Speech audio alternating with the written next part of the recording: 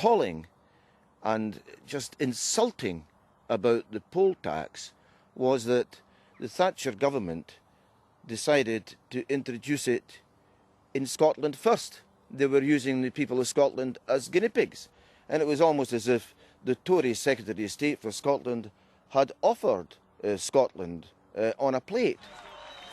Guinea pigs, the shaming indignity of it, a proud nation diminished to the status of a laboratory rodent. It was perfect for Scotland's mounting sense of injustice.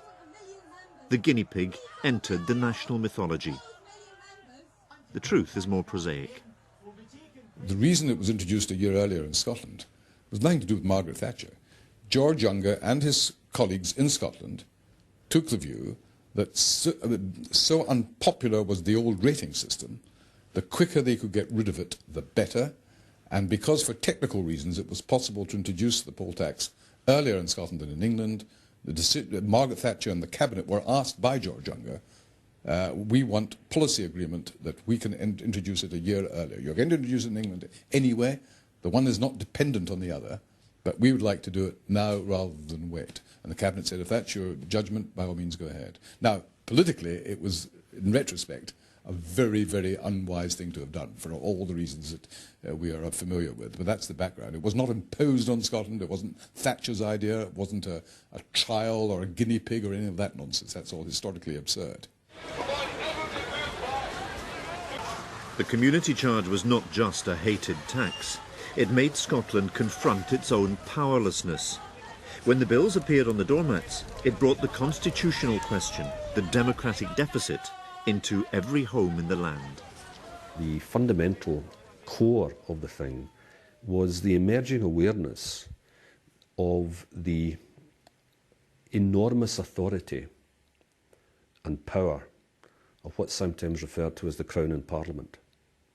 That is the fact that a majority in Westminster, if such existed, and especially a substantial majority, could in fact drive policies which may be unpopular in very many sections of society, and really could suggest the emergence of a kind of electoral dictatorship, because the kind of interventionism which was happening for Westminster by that time, by the late 80s, early 1990s, had never really occurred within the Union state since the immediate aftermath of the Jacobite rebellion of the 1750s. It's to do with this cry which first went up, I think, in about 1981, about she hasn't got a mandate. You know, most people in Scotland didn't vote for her. At first, this didn't seem to be an important remark. Gradually, it did seem to be an important remark. And people began to say, yes, but Scotland is a political unit. It's a polity. It's a nation also in a political sense, and therefore what its majority wants must count somewhere. It can't count for nothing. And we are getting a government we didn't vote for. I think it confirmed all the prejudices and grievances that people were already nursing about her. The voice, the didactic approach to politics, the stridency, which seemed to be resented more in Scotland than in England, and the failure, of course, to recognise the merits of what she was doing and how it was transforming Scotland. So it was the culmination of all that. The poll tax was the last straw, I think, in many people's minds. In March 1990, on the eve of the tax being introduced in England and Wales, an anti-poll tax demonstration in London turned into the most violent riot that Britain had witnessed in decades. After 10 years in power, the Conservative government had badly misread opinion in England as well as Scotland. Of course, the poll tax was hated across Britain, and if anything, the reaction was even angrier and certainly more violent here in England than it had been in Scotland. But in England, it was a revolt against a hated tax, against a single government policy. It didn't call into question the right of that government to govern at all. England at least had voted for it, and 3 times in a row. In Scotland, the poll tax revolt was something much bigger, more dangerous, more subversive, because it came to be seen as something that one country was imposing on another that had rejected it at the polls. And so for the first time since the 18th century, It was a direct challenge to the people sitting in that chamber over there to govern in Scotland at all. A direct challenge to the nature of the British state. The Prime Minister was mired in battles over Europe and the hated poll tax, and the party moved against her. A leadership challenge was launched, and on November the 28th, 1990, she left Downing Street.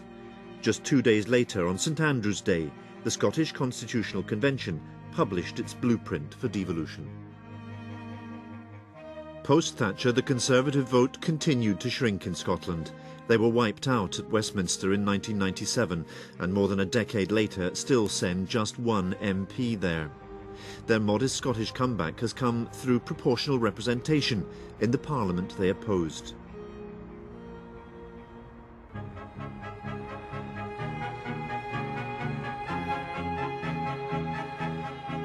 Looking around Scotland today, with what changes can we credit Margaret Thatcher?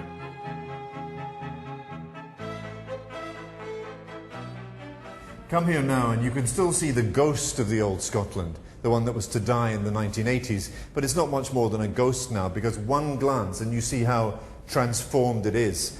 If you'd been here in 1979, you'd have been surrounded by the crashing turmoil of the industries that had made Scotland the country it was, a country of real manufacturing muscle. Look at it now. It's a different place. It's not just a question of the closure of certain industries. It's a difference in the character of the country. You drive past a shipyard and the cranes, and you knew this was a shipbuilding town. You drive through a mining village and you know from the winding gear at the top of the pit head, this is a mining town. You see Ravenscraig from miles away.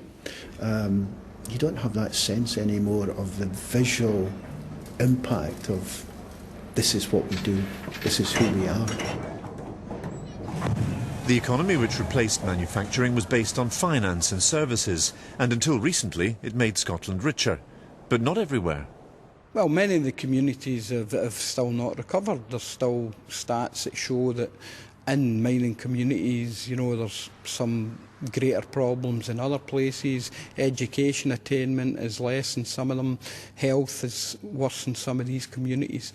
So we're still suffering the repercussions of the closure, albeit so many years after it actually happened.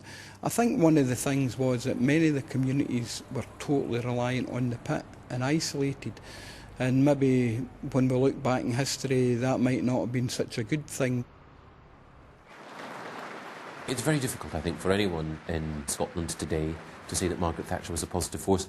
She's become a sort of bogey figure who's used to frighten children. She's the sort of figure who hovers in the background whenever you play Letter to America. She's the sort of person who's associated with the blighting of Scotland's industrial heartland in the 1980s.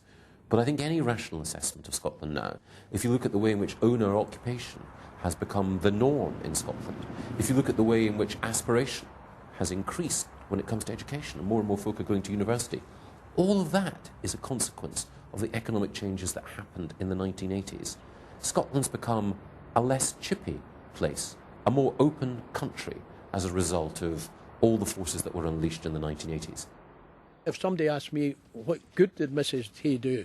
As a fisherman, she brought the salmon back to the Clyde because she closed all the blinking industry on either side of the Clyde and cleaned up the Clyde. So, you know, that was one good aspect about it. That was accidental, though. It was accidental, it wasn't intentional, no. And what of the cohesiveness of the Anglo-Scottish Union? Since the Act of Union, Scotland's had a proud history as a distinctive nation within the United Kingdom. We in this party believe in a Scotland that continues to play a full part in the kingdom and on equal terms. The Thatcher years pulled Labour further down the road to devolution. The desire for a Scottish Parliament, once lukewarm, was now the settled popular will.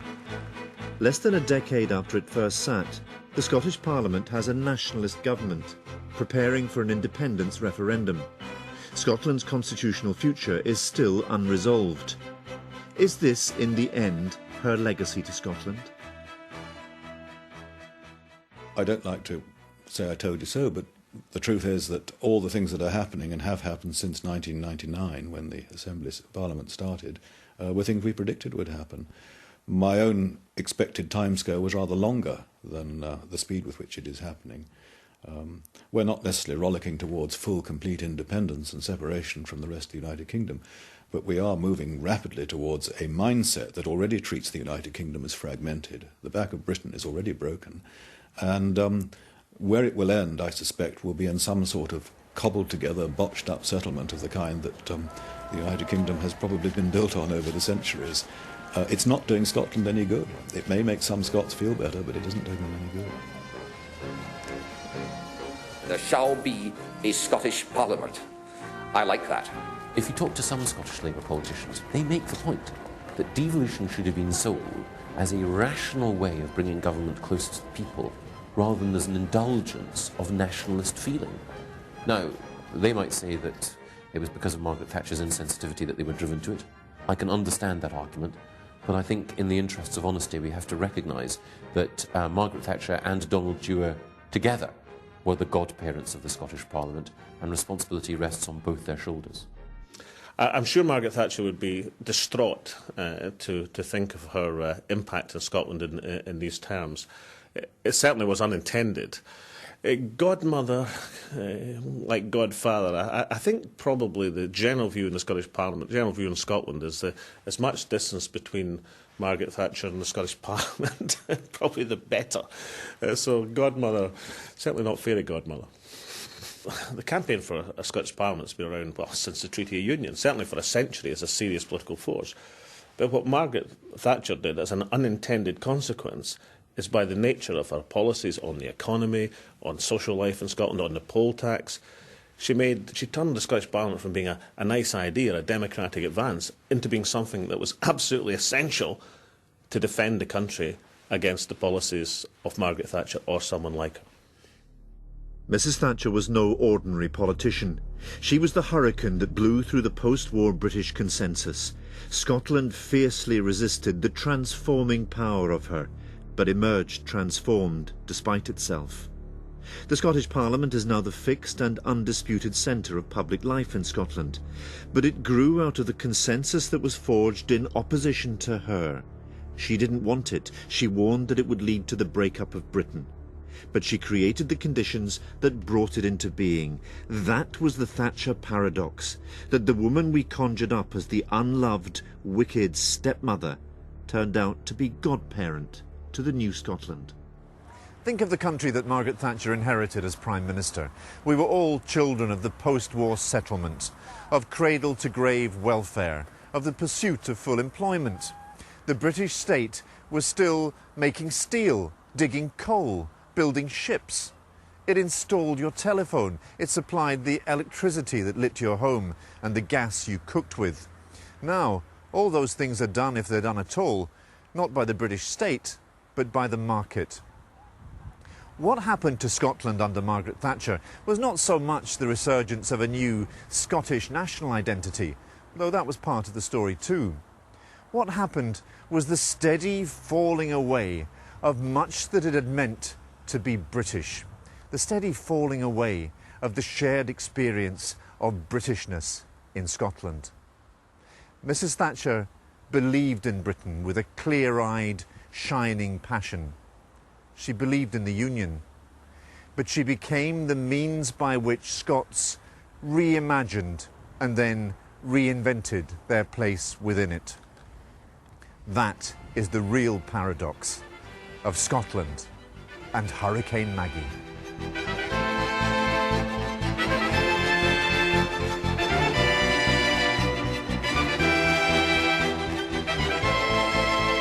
Next on BBC Two Scotland, interviews with Rowan Atkinson and all the other key members of the team as Blackadder celebrates its 25th birthday.